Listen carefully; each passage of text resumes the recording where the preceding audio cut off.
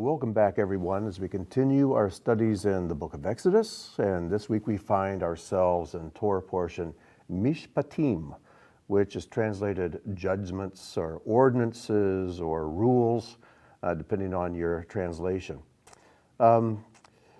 Most people find this Torah portion to be a bit of a letdown after last week's portion. Because if you recall, last week, the portion builds up to their coming to Mount Sinai and then God descending onto the mountain, and the last chapter of last week's portion, in chapter 21, God speaks. The people see the fire, the smoke, and they see the voices, they see the thunder, it says, which is very strange. And God speaks, He speaks forth the 10 commandments, and the people are terrified. And if you made a movie, this is where you could just let the special effects go crazy because it's so dramatic and so amazing. Then you turn the page to this week's Torah portion, and you read about indentured servants, first and second degree murder, kidnapping, personal damages and bodily injury, tort law, property damage, theft, self-defense, rules about rental agreements, sexual assault, financial loans, fair courts and jurisprudence, and perjury. And mixed in are some commandments near the end about keeping the Moedim and avoiding idolatry. And it's like, what a sequel to last week.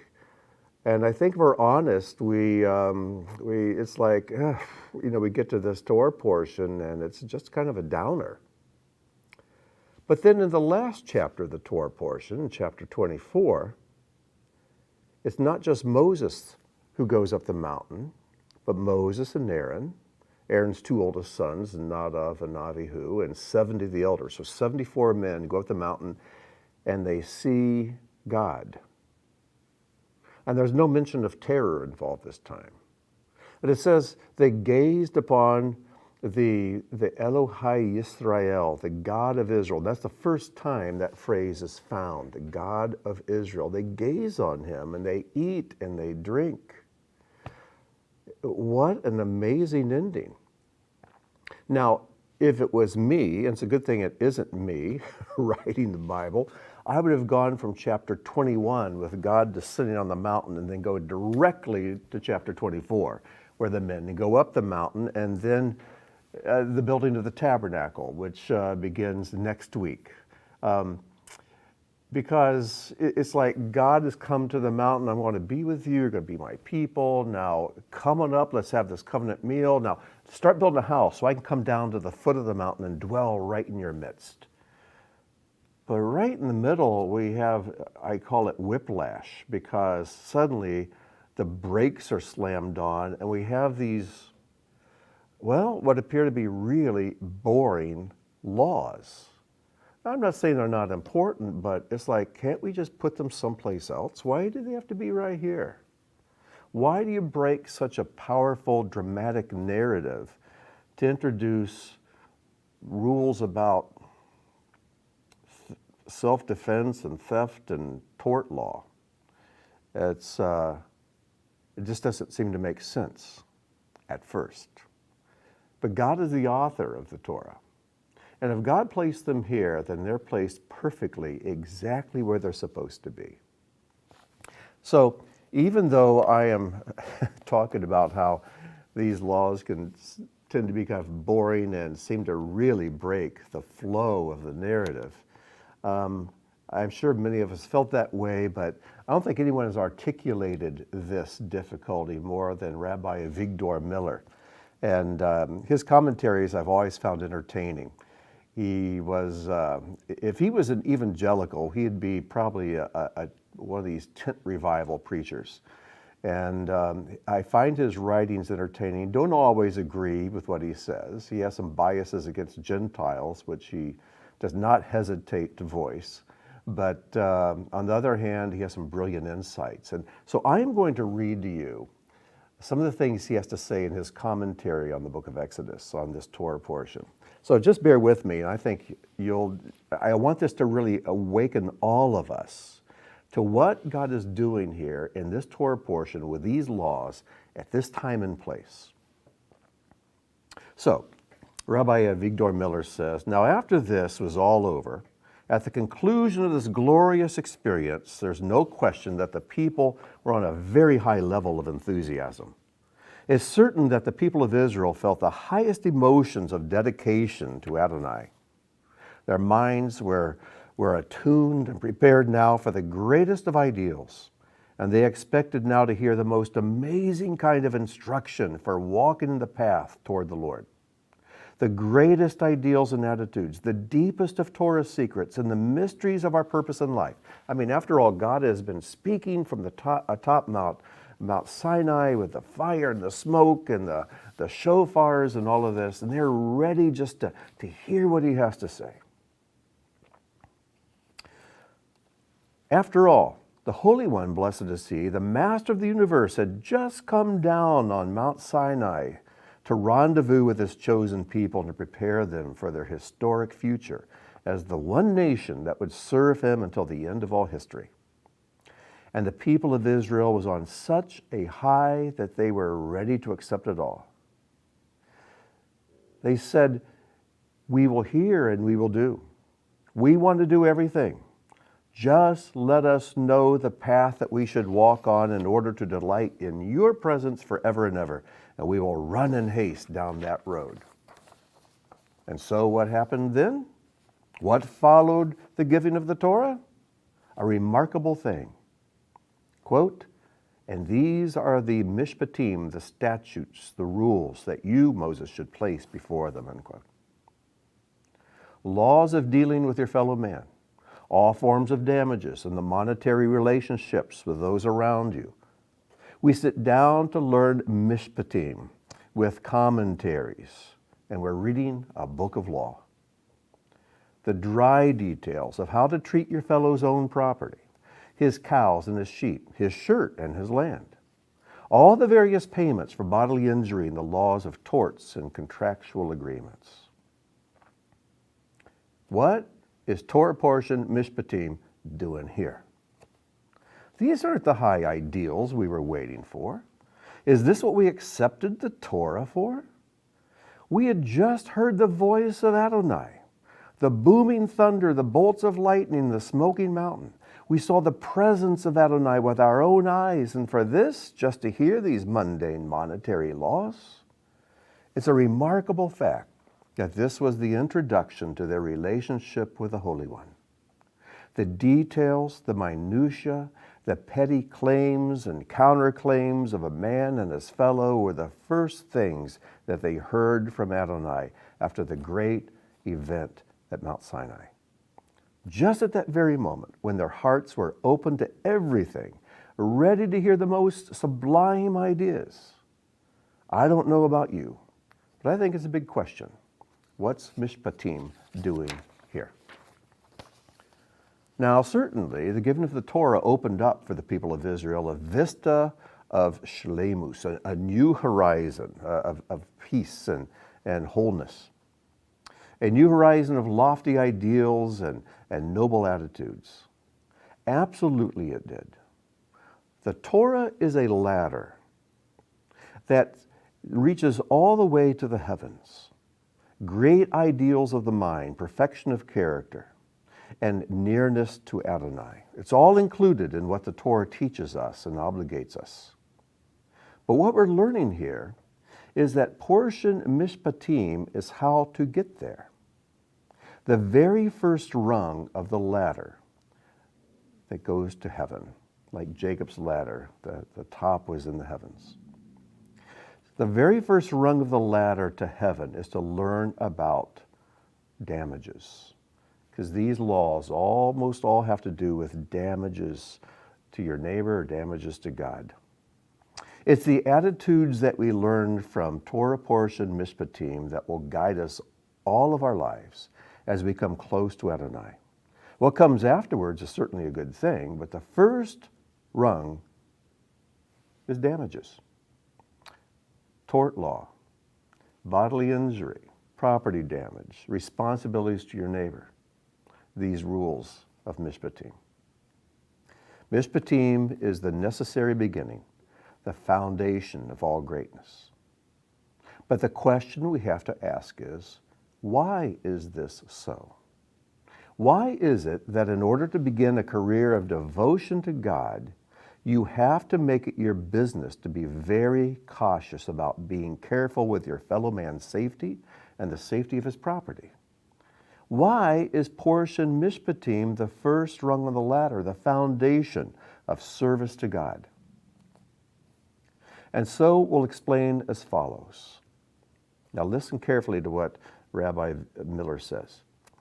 The preface to living a life of awareness of Adonai is the knowledge that this world is not ownerless. This world is not ownerless. It is owned. It's the property, belongs to someone. We have to realize that even to walk on the face of the earth, we need permission. I'll pause there for a second. I have that quote a little bit later in the notes. But we must realize that this world is not ownerless. It's just not out there for us to take and use as we want. It belongs to God first and foremost. And under His sovereignty, He has allowed parts of it and the things in this world to belong to you and to me and to other people around us. And these rules of Mishpatim have to do with recognition of who owns what and what our obligations are to the owners of the world and the things in it. So, let's continue a little bit more. Mishpatim teaches us that when a person uses what is not his, he's actually taking what the Holy One owns.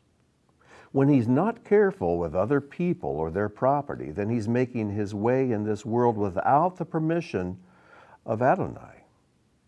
And therefore, before any step that you make in this world, before having any dealings with somebody else or his property, you must be aware that you're dealing with somebody much bigger than you imagined. If you eat what belongs to somebody else, you're robbing God. If you walk on somebody's property without permission, it's also Adonai who didn't give you permission. You're trespassing on Adonai's property that He allowed someone else to own and to be the steward of for a time. He only permitted the man who made a purchase, the one who acquired ownership, to use his things. Anyone else has to be very careful. Now, Rabbi Miller gives a great lesson here, a great story, an example of a righteous Jewish man who is so careful of the things that have to do with Mishpatim, with these laws. Because to introduce this, just to kind of get your mind ready for this story. It's a wonderful story. We all want to learn the deep things of God's Word. We all want to have deep experiences with God. We want to reach the top of the ladder where, like these 74 men, we get to see God. We get to experience Him close up and personal without fear. To be able to know Him as He is. Yet, to reach the top of the ladder, God has given us these rungs. The way we treat our neighbor, the way we take responsibility for our cattle or for our vehicles, the way we want to make sure that we cause no damage to someone else, to their body or to their property, where we're careful not to take anything from someone else that doesn't belong to us, to make sure we don't use things that belong to another without their permission. All of these rules have to do with our relationship with other people. And it's like God saying, you keep these rungs, you practice these rules, you'll get to see me. We're going to talk about why that's so. So here's a great example. This is the story that Rabbi Miller gives. It says, when Reb Zemela Volodzin, and I'm probably pronouncing that wrong, Reb Zemela Volodzin, was on his deathbed. People came to visit him. And they found him lying on his bed and learning Torah without stop. He was still studying and reading and praying. Reb Zemela was very weak. He was at the last moments of his life. So the people there said to him, "Our dear Rebbe, please take a rest. You're so tired and weak." "But I want to get up out of bed," he said, "because the sages say that a person should spend 1/3 of his time resting, 1/3 standing, and 1/3 walking. So I want to get up and walk a little bit to fulfill this rule." Now, Reb Zemela was very weak, and he was on his deathbed, and he couldn't get up without a cane. But he didn't have one. "Oh, there's a cane right here in the corner. Here, take it, Rebbe," they said to him. But Rebbe Zemela said, No, I can't take that cane. It doesn't belong to me. Someone who borrows his friend's object without permission is a robber." So they ran out to find the owner of the cane to get permission. And only after they returned with his permission did Reb Zemela get up and use the cane. He walked around for a few minutes, talking and learning, and then he lay down and took his last breath. That was a man who had his head in the clouds all the time. He lived on the highest rungs of perfection, but he also knew that to use something that belongs to someone else without their permission is theft. He was always careful with the possessions of others, because the possessions of others came first.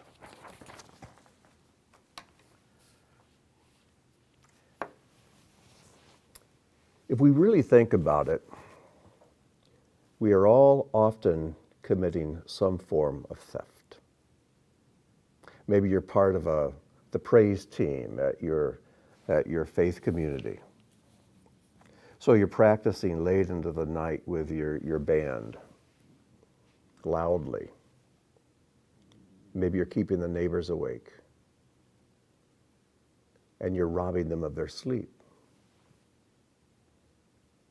It's a form of theft. It's a violation, really, of the rules and the spirit of Mishpatim. Or maybe your employer puts out packets of coffee and creamer and sweetener and sugar and who knows what. And you think, you know what, I could use a few of these at home. So you take one, just one. You put it in your pocket. Think, I'll just take one home with me. You don't have permission to do that. It may just be a very small theft, but it's still a theft. When you take up 2 parking spaces instead of just one, that's a form of theft. When you talk about another person behind their back, you're robbing that person of their dignity. That's a form of theft. All sins is a form of theft. The first sin was theft. When Adam and Eve took from a tree that was forbidden to them, they stole from God. And every sin is some form of theft.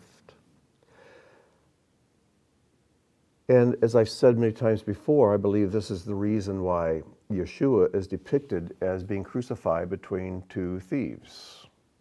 Because all sin is a form of theft. The only question is, are you a thief who repents, or are you a thief who doesn't?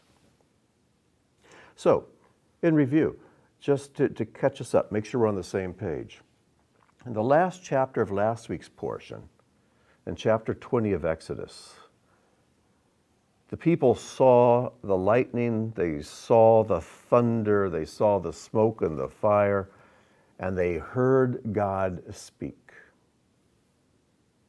But the last chapter of this Torah portion, 74 of the elders get to go up and see God and eat with him, to gaze upon the God of Israel. Here they were terrified. But here, there's no mention of their fear and terror. And what comes in between these two experiences? The giving of Mishpatim. God is trying to show us something here.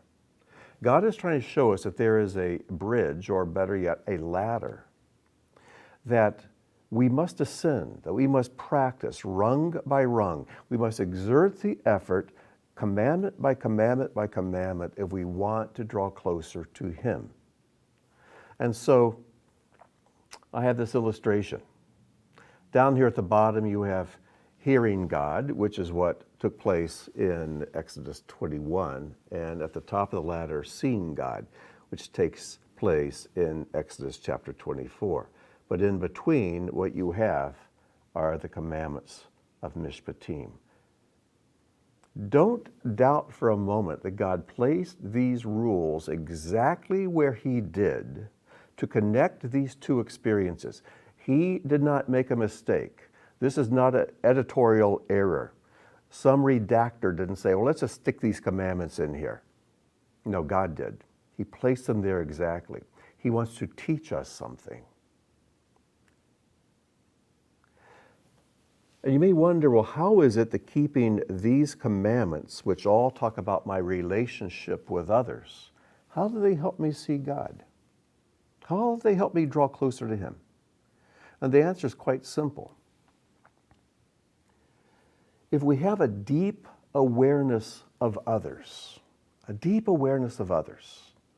a respect for others, then we will develop the ability to respect and honor God. But if we don't respect others, the people we see around us, how can we possibly respect Him? Because these others are all made in His image. And we must learn how to treat others and to realize this world is not ownerless. It all belongs to God, and He has allowed the people around us to be stewards of property and of objects in this world, that we must treat them with incredible respect, with the utmost respect and care. And if we do that, we develop an awareness of God Himself. Because God is the one who gave us these rules. God is the one who created these other people. And God is the one who's allowing us to exercise respect and love for others so that we can learn to respect and love Him. I haven't talked about what the word Mishpatim really means. Here you see it. You see it in Hebrew. And just a little Hebrew lesson. When you see im at the end of the word, it means it's plural. So instead of using an S as we do in English to make it plural, it's im in Hebrew, or ot. So the main word we're looking at is the word mishpat. And mishpat is usually translated judgment. But it's not the kind of judgment that takes place as a verdict in a courtroom. Now this word mishpat comes from the word shapat, right in the middle. So let me underline that, shapat. Oops, that's the wrong one. There we go, shapat. Shapat is the kind of judgment that means making a good decision, especially in relationship to other people. Now think about that. We are always making decisions in respect to other people, whether it's a decision in respect to our parents, our brothers and sisters, our children, our spouse, our co-workers, our neighbors. We are always having to make decisions. There's not a single conversation you have with someone else where you don't have to constantly monitor and make decisions as to how to respond, even what facial expressions to use. Because you have to decide, am I to respond with happiness to what they just said? Am I to respond with correction? Am I to respond with another question, with a proper answer? I need to be very careful. We are inundated with decisions concerning other people and their relationship with other people. And that's what Shapat is all about. The book of Judges is called Shoftim. It comes from that word Shapat. And these judges were not the kind of judges that made decisions in courtrooms so much as they were the people God brought along after Israel had made horrible decisions and forgotten God and began to worship idols and the gods of the Canaanites. So God would raise up a judge. And this judge would begin to restore wisdom and Torah to the people and return them to Torah. And when they did, things went fine. But over time, they would forget, and God would have to raise up another judge. And so God has given us rules here about how to treat others. And these rules are all forms and expressions of wisdom. One of the things we have to understand is every single commandment in the Scriptures, every single one from Genesis on to the end of the Bible, every commandment is an expression of God's mind and of God's heart. Every commandment reflects how God thinks, how God decides, how God behaves. And as we keep His commandments, we reflect our lawgiver, our Creator, the Almighty God, the Holy One. And what is so heartbreaking, and I know I heard this when I was growing up in an evangelical Christian church, and probably every Sunday somewhere in some church, in some Sunday school, a child will ask a question about one of these laws. And the well-meaning Sunday school teacher will say, well, honey, that's the way it used to be back then. But because of Jesus, we don't have to do those things anymore. And then we wonder why the modern day church is so lukewarm, so unrighteous in so many ways. And praise God, there are still righteous people and godly people, godlier than I am, inside the walls of the Sunday church. There truly are. But we know that prophecy tells us that the redeemed community, the people who call themselves after God's name and claim to be His followers, they will grow more and more lukewarm, will grow weaker, and they'll be resembling the world more than they resemble the world to come. And it's because they've forgotten God's laws. And this is why in Jeremiah, I think it's chapter 6, I believe, that God encourages people, and I think us as well, to return to the ancient paths, to come back. You know, through Yeshua, we have been forgiven of our sins. But He never excused us from keeping His commandments. Because all sin is a form of Torahlessness. That's what John tells us in his first epistle. That sin is Torahlessness. And again, through Yeshua, we are forgiven for all the times we have fallen off the ladder. But He had never excused us from keeping His commandments. And because we've been redeemed, we should be the most devoted to keeping His commandments. Out of love for our God, out of love for our Savior, we should be the most devoted people in the world, wanting to do the things that please Him and to live a life that resembles His, so we can truly represent Him in this world. So, again, that quote from Rabbi Miller, the preface to living a life of awareness of Adonai is the knowledge that this world is not ownerless. We have to realize that even to walk in the face of the earth, we need permission. So walking in this world requires great skill, great care, great wisdom. It requires study. God's called us to be a righteous people. He wants us to do righteous acts. And here's something that is probably the cornerstone of everything I have to say this morning. Psalm 89, verse 14. Where David says, righteousness and justice. Now that word justice there is the word mishpat, the root of the word mishpatim. Righteousness, tzedakah, and justice, mishpat. These two things are the foundation of your throne. Let that sink in for a second. God's throne, A throne is where the king sits. It's where he rests. It's where he resides. We all want God to reside in our lives. We want him to reside in our homes, in our families, in our faith communities. We want God's throne to be established there. We want his presence to rest among us. Well, his throne requires a foundation, and that foundation is made of two parts. One is righteousness, and the other is Mishpat, the wisdom to make wise decisions in regards to other people. And if we are not treating others and their property with the respect that God commands us to exercise toward them, God's presence isn't going to be found among you the way you desire. If we're not living righteous lives and making wise relational decisions with others, God's throne has no foundation upon which to stand. Now, one of the things we've been taught, I know I was taught from a time of a child, is all of our righteousness is like filthy rags. We can't produce anything righteous. We're incapable of doing righteous things. All of our righteousness is like filthy rags. No, it isn't. But that's in the Bible, Grant. Yeah, but let's look at the context.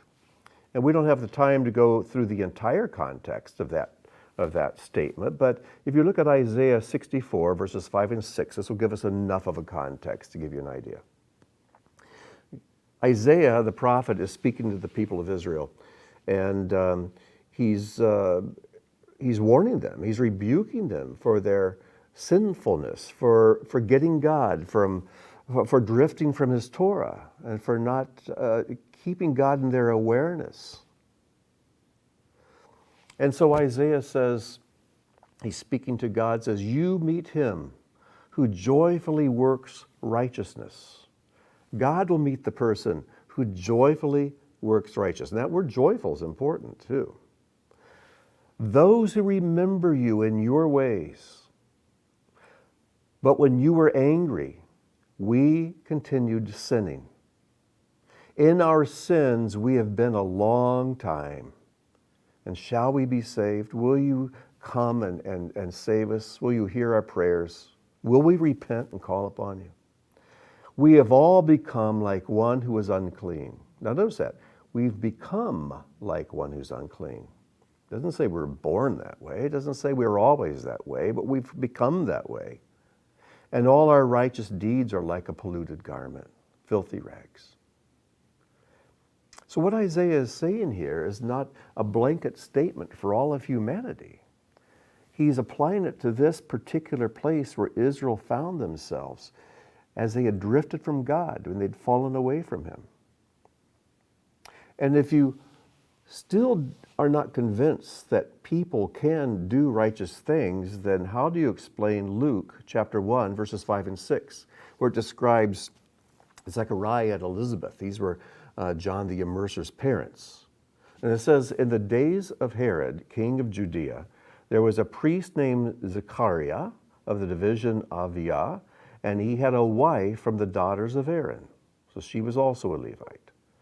And her name was Elizabeth. And they were both righteous before God. Why did God pick Elizabeth and Zechariah to be the parents of the forerunner of Messiah? Because they were righteous before God, walking blamelessly in all the commandments and statutes of Adonai. Doesn't sound like their righteous deeds were like filthy rags, does it? These were people who were very conscientious of their obligations to God and to one another. They took the Torah seriously but lived it out joyfully. These were righteous people. So we need to adjust our thinking. Not only are we capable of doing righteous deeds, we're required to do righteous deeds. And through Messiah, we're equipped to do righteous deeds. And in the day to come, we will have to give an account for the deeds we've done, whether they were good or bad, righteous or wicked.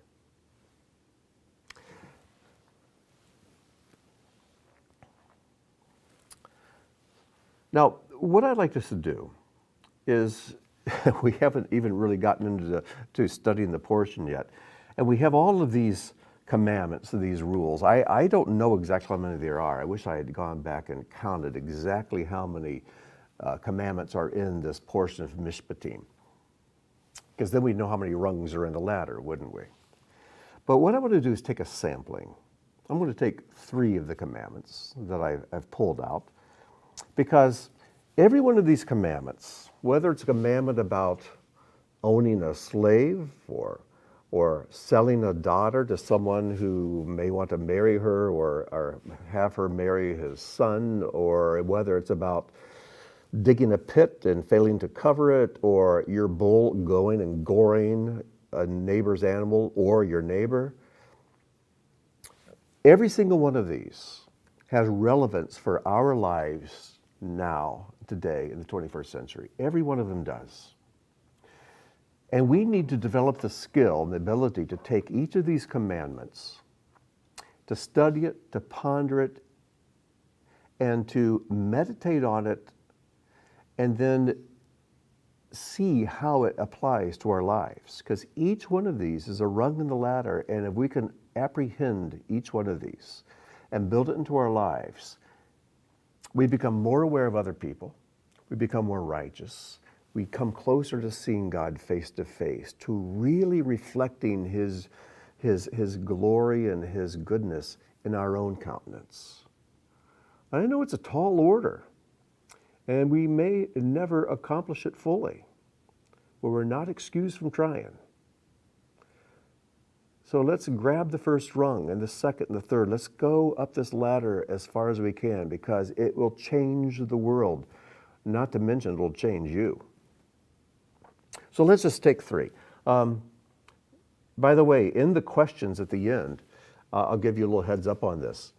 I would like to see, and I don't know if time will allow this or not in your groups, but I would like to see each person in your group be assigned or grab out of a hat, select one, get one of these commandments, just one of them in Mishpatim, and think about it and study it, and then share how it can apply to our lives today. And so however you might want to go about doing that, and it might make a good assignment for next week or the week after, or for all the weeks to come. You might want to make this an ongoing project in your group and take a commandment a week from Mishpatim and study it, discuss it, and figure out how to apply it to your lives. I think that would be an amazing thing to do, a wonderful exercise that will help us all to grow. So anyways, but to our commandment. So in chapter 23, verse 5, it says, if you see the donkey of someone you hate, or who hates you. Some translations say someone that you hate.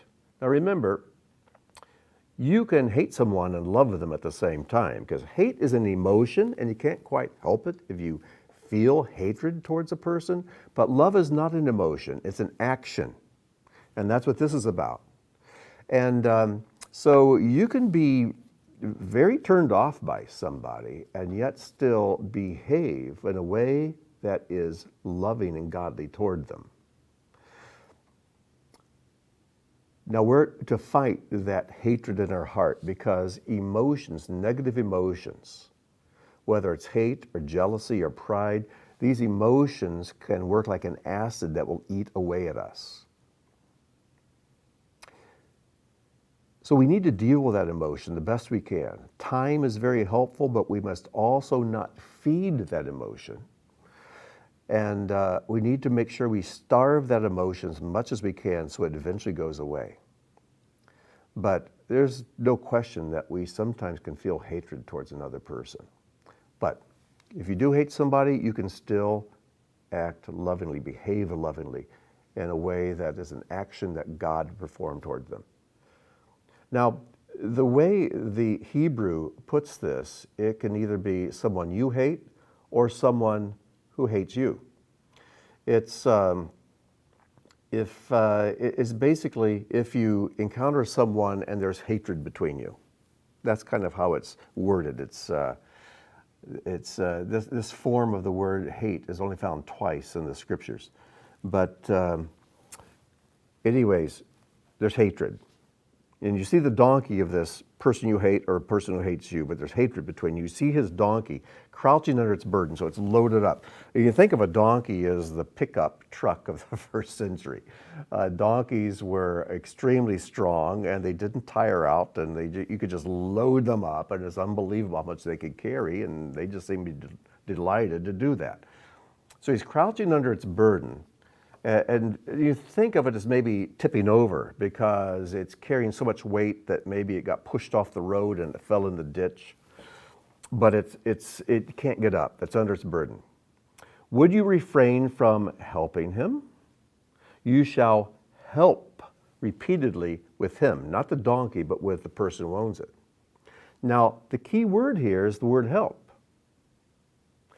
So what if this person is not helping getting his donkey up? Should you go and do the work for him? According to the verse here, no.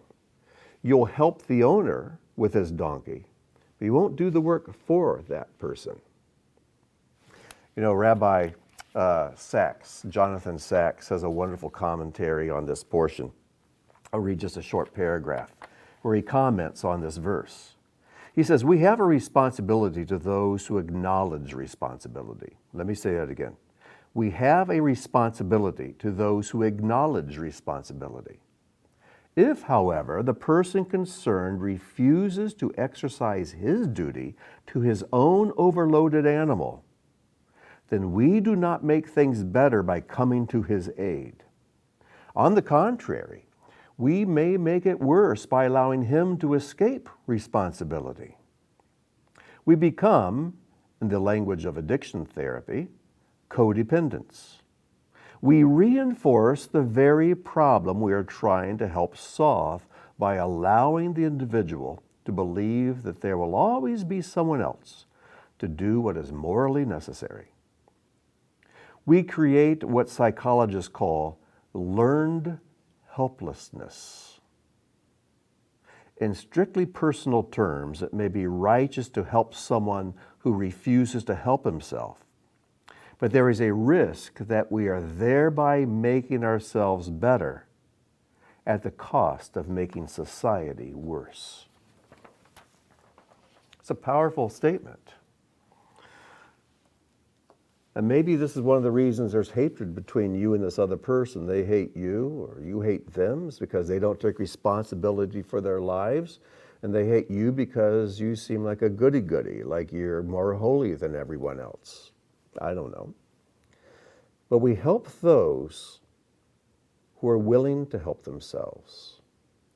But to come to the aid of someone who refuses to make a change, we're not helping them.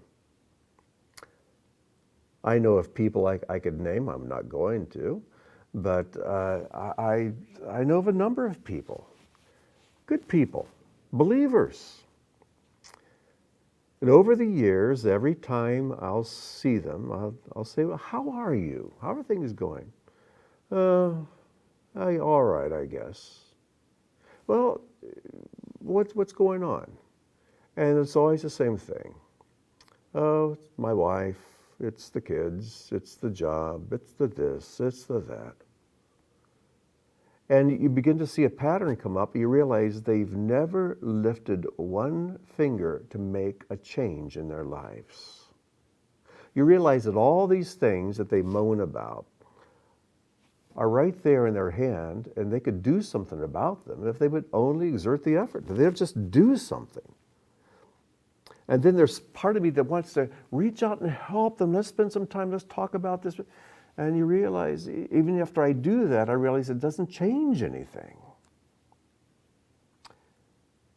So by helping such people who refuse to help themselves is not helpful. And this is one of the big gripes I have with our welfare system in this country.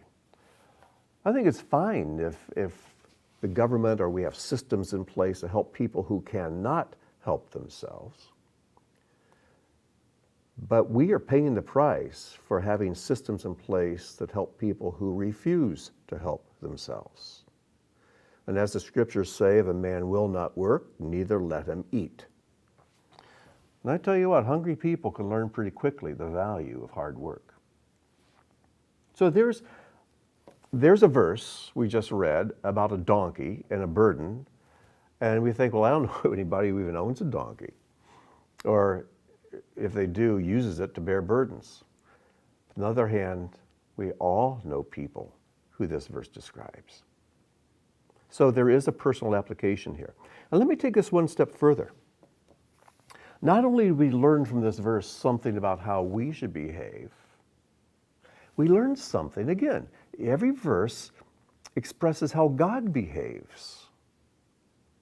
So this time, let's make this person who owns the donkey just some common Joe in the world, and let's make the person coming by, the one who is hated by this person, God. And some people hate God. And there's some people whose behavior God truly hates. So God is here, and there's a person, their donkey's overloaded in the ditch. And God is so willing to help them. Even if they hate him, he will help them if they'll only lift a finger to do something.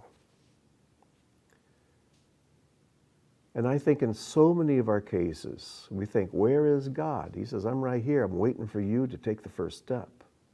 I'm waiting for you to take the least bit of initiative to change something in your life.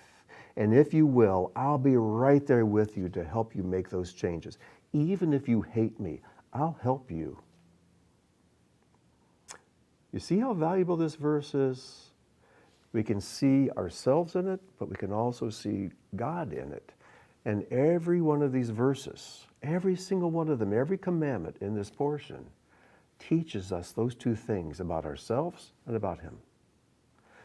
And every time we take one of these commandments and appropriate it into our lives, we're drawing a little closer to him. He comes a little more into view. We distance ourselves a bit more from the ways of this world, and we begin to see God a little more clearly. Let's take another one. Here's one. Exodus 23:15. It says, and you shall not be seen before me empty-handed. And that's exactly how the verse should be translated. It's a great translation of the verse. V'lo yira'u pani rikam. Rikam means empty-handed. But that verse can also be translated this way. My face shall not be seen empty-handed. So it can be translated as, you cannot appear before me empty-handed. And unless, if you're empty-handed, you don't have something to show for your efforts and what you're doing, you can't come before me. You don't come before me empty-handed. But it also means that you can't see my face if you're empty-handed. When you come before a king, you come before him with something to give him. You pay honor to him. And we know the parable so well about the workers with the talents. And the worker who just buried his talents in the ground and didn't show any return on them. He didn't invest them, didn't use them. He's called a wicked and selfish servant. So we don't want to come before God empty-handed, but you can't even see his face unless you come with something. What do we have to bring? Time is one. Just bringing our needs before him. Bring humility to him. If you have resources, share those resources with people who need them. Invest your resources in building God's kingdom. There's so many things we have to bring to God. They're all things he's given us already, but we can still bring God something. But one of the most valuable things we have to give is time, because time is life. I know the world says time is money. It's not. Time is life. So give your life to him. That means give your time to him. Seek his face. Set aside time and invest it in seeking God, and he'll reward you. It's in such an amazing way. But if you're not seeing God in your life, it's probably because you're not investing any time in seeking his face. You're coming before him empty-handed. Now let's look at the third one. Exodus 23:17, 3 times during the year shall your menfolk appear before the Lord Adonai. You know, we often talk about the feast, and we have a book we use at Beth Tikkun. It's a great book to introduce the Moedim. It's called The Feast of the Lord. And it starts with Passover and unleavened bread and first fruits and Shavuot and Rosh Hashanah, Yom Kippur, and Sukkot. It goes right on through. The problem is, though there are 7 Moedim, there are only 3 feasts. Only 3. Only 3 of those are feasts. Passover, and then 50 days later at Shavuot or Pentecost. And then we come to Sukkot. That's a feast. Some of the other days are fasts. So those 3 times a year, the Jewish men in Israel would all make a pilgrimage to Jerusalem. If their children were old enough to go with them, they would bring them with them. If their families, their wives could come, they bring the whole family. And we see this happening when Yeshua was 12 years old. Joseph and Mary, and apparently Yeshua's brothers and sisters, they all came to Jerusalem for the feast. And when they left, they realized Yeshua wasn't with them, and they had to go back, and they found him in the temple talking to the priests and the scholars. This is a commandment we could literally keep today. We can't literally go to Jerusalem 3 times a year, but we can go before God's throne 3 times a year on Passover, keeping the Seder, valuing these beautiful traditions and rehearsing the story and engaging the elements and the smells and the taste and rejoicing over the salvation that Yeshua won for us on Passover 2,000 years ago. On Shavuot, the day of Pentecost, to come together and to appear before God, to take that day as a Sabbath, whichever day of the week it is, and set it aside to be still, to spend time with at least a few others if the whole community can't gather. Take that day and just go before the Lord in prayers and feast on his presence, on the richness of his word. And then, of course, Sukkot. What excuse do you have not for keeping Sukkot? Well, you have one good one. We live in Ohio, and it's it can get pretty cold and rainy and wet out there. But usually there's 1 or 2 days where you can actually have a sukkah outside and sit outside and do the prayers and have a meal. It's a life-changing experience. But the moment you think, well, that doesn't apply to me, then you're missing out. You're missing out. And you're sidestepping one of God's commandments. We need to appear before his throne, especially on these 3 days. You know, we often quote Hebrews 10:24 and 25. Let us consider how to stir up one another to love and to good works, not neglecting to meet together, as is the habit of some, but encouraging one another, and all the more as you see the day drawing near. And many people see this and apply it only to Sabbath gatherings or Sunday gatherings. But Robin was participating in a women's conference this week, and the teacher is saying that she believes that this passage applies specifically to these 3 pilgrimage feasts. And we should not neglect to gather together on these feasts. Not neglect to keep this commandment. We're called to come together and to really rejoice in God. So I'd say take this seriously. Truly take this seriously. It can be a very life-changing thing.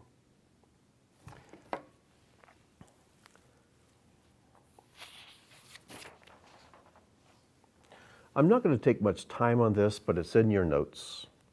And it's one of the most important things, I think, in the Mishpatim. And it describes how Moses took the blood and threw it upon the people. He took the blood, threw it upon the people. And he said, behold the blood of the covenant that Adonai sealed with you concerning all these matters. And I compare that to Yeshua in Matthew 26, verses 27, 28, where it says, Yeshua gave it to them, saying, drink from it, all of you. Moses sprinkled the blood on the people. Yeshua, with a cup of wine representing his blood, says, drink it, put it inside of you. Outside, inside. Moses said, behold the blood of the covenant. Yeshua said, for this is my blood of the covenant. And Moses said that Adonai sealed with you concerning all these matters. And Yeshua says, which is poured out for many for forgiveness of sins. In other words, he says, I know you failed. I know you haven't kept my commandments perfectly. I realize you may not even be aware of my commandments. In fact, some of you may have just completely revolted and rebelled against my commandments, and I forgive you. I don't excuse you from keeping them. So I'm forgiving you. I'm wiping the slate clean. Let's make a new start. Let's start climbing the ladder. Because Yeshua didn't forgive us for of our sins so that the law can be set aside and there's nothing for us to do now. He did all of the things he did so that we could do the things that he asked us to do. In Romans 8, Paul talks about us who walk by faith, who walk after the Spirit, who keep the righteous requirements of the Torah. Doesn't excuse us from the commandments. It enables us to keep them. It gives us such a deep connection with the author of the Torah that we desire to keep his commandments so we can be more like him, so we can be more pleasing to him, so we can make more of an impact in this world for him, so we can resemble him in this world. So you can take some time to discuss this and look this over, but I couldn't go through this Torah portion without drawing your attention to it. And of course, we want to conclude with Exodus 24. It says that God told Moses, Aaron, Nadav, and Avihu, Aaron's two oldest sons, and 70 of the elders are to come up. Let me just insert something here. Remember what happens later in Leviticus with Nadav and Avihu, or Nadab and Abihu? A couple questions here. Aaron had 4 sons. Nadav and Avihu were the 2 oldest, but there was also Eleazar and Itamar. And they're not mentioned among the ones who went up the mountain. And what happened to Nadav and Avihu later on? And of course, you know that they took some strange fire and they went into God's presence, and a fire came out from God and killed them. It makes me wonder, is that connected to this? Could it be that Nadav and Avihu were young, and because they were young, they are presumptuous, a little proud? And when they joined their father Aaron and Uncle Moses and the 70 elders and went up the mountain and saw God, that they became a little too full of themselves? So that later on, after the tabernacle's built, one of them said, hey brother, let's get some fire here. Let's just go on in and have a chat with God. Let's just go on into his presence, because we're pals. We're buddies, we're amigos. And they went in and God's fire came out and destroyed them. Somehow their familiarity with God had caused them to lose their fear of God. And that's a lesson we all need to learn. Whereas their 2 younger brothers, Eleazar and Itamar, they didn't go up the mountain. They didn't get to see God. They may have felt like second-class citizens to a degree. Well, why did God leave us out? I think it's because all along God knew that they were the 2 who would come and minister in their older brother's place. And their humility, their being left out, humbled them to the point they would be more effective priests. And one of them would become the high priest when Aaron died. Just something to think about. Because maybe you feel like you're being left out of some great experience, but maybe God's delayed that experience that he's giving others because he wants you to be humble, because he has bigger plans for you. On the other hand, if you have had some great experience with God, take a warning from Nadav and Avihu. because they didn't handle it very well and it cost them their lives. You need to be very careful. Well, very quickly in closing, it says that they saw the God of Israel. Under his feet was the likeness of sapphire brickwork. And there you can see what a sapphire looks like. Sapphires can be different colors, but predominantly they are blue. And we know that this was blue because it says it was like the essence of the heaven in purity. Heavens are blue, so it was a blue sapphire. So the brickwork under God's feet was made of sapphire. Can you imagine? What is God trying to teach us here? Well, again, Hebrew is the key. Here's the word sapphire in Hebrew. It's pronounced sapphire in Hebrew, but this, whoops, I don't know what happened there, but I'll be more careful.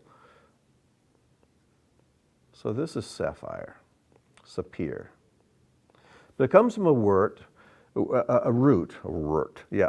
is a root. I just made up, it's called a wort. But anyways, this is the root of the word sapphire. It has several different meanings. It can mean to count. It can mean to tell a story. But it also is the word for book. We say sefer, book. In fact, back in verse 7, we find the word sefer because God tells Moses to write this in a book, in a sefer. And that is the way the word is predominantly translated and what it predominantly means when you find the word sefer in the Torah. So put the picture together. We want to see God. We want to climb the ladder. We want to see his face. We want to have fellowship with him. And we know that his throne, where he rests his presence, the foundation of that throne is tzedakah, righteousness, and mishpat, these commandments, wise decisions in relationship to others. That's the foundation of his throne. But here we find him standing, and under his feet is brickwork made of sapphire. And what is pictured? The book. If you want to find the place where God stands, you go to the book. You think, well, that's kind of boring. I'm going to go out there and see him. That's physical. That's carnal. That's fleshly. God is spirit. And he seeks those who will worship him in spirit and in truth. This is the book of truth. And it's a spiritual book. And this is the sapphire pavement where you will find him standing, but it's going to be spiritual. You need to learn to develop your spiritual sensitivities to where the fleshly things become less attractive, less important. But the spiritual becomes more real. It becomes more concrete, more tangible. Because after all, everything physical emerges from the spiritual. God is spirit, and if you want to know his essence, you want to know him truly and clearly and deeply, you have to do it on his terms. He visits and steps into the physical in profound and tangible ways on occasion. But that's the exception to the rule. The rule is that we come to him and seek his face, and we grow up and become more spiritual. And one of the ways we do that is to climb this ladder, to value these commandments which teach us to value others and their property, to be constantly aware of others. And as we develop that ability to be constantly aware of others, we find ourselves becoming constantly more aware of him. So, to go from the foot of Mount Sinai to seeing God at the top, you've got this ladder of commandments. And I hope we never look at this list of commandments and rules in the same way again. They are placed precisely and exactly where God wants them to be. And we are blessed if we keep them. So here are your questions for this week. Define righteousness, tzedakah, and justice, mishpat. How are these the foundation of God's throne? And we've touched on in this teaching, but there's a lot more for you to discuss. And I know there are insights that you have in this. And I mentioned the second one already. Assign each person or have them draw them out of the hat or take one a week. And one of the laws from Mishpatim, and describe how you can apply it to your personal life. Also, not just how you apply it to your personal life, but how do you see God in that? Because it's an expression of who He is. Number 3, what is the proper balance between what Yeshua has done for us and what we are to do for ourselves? And number 4, discuss how loving one's neighbor requires wisdom and skill. It requires a lot more than emotion. It requires wisdom and skill. How is that possible? How do we do that? So let's close in prayer. Our Father and King, thank you so much for this amazing, this incredible Torah portion, the one that we tend to think of as boring. And we must make you weep when we think that and say that.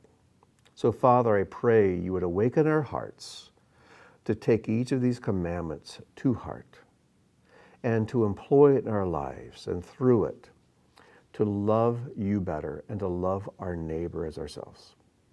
So through these, I pray, Father, you'd make us more like yourself. You'd make us the people you want us to be. We ask it in Yeshua's name.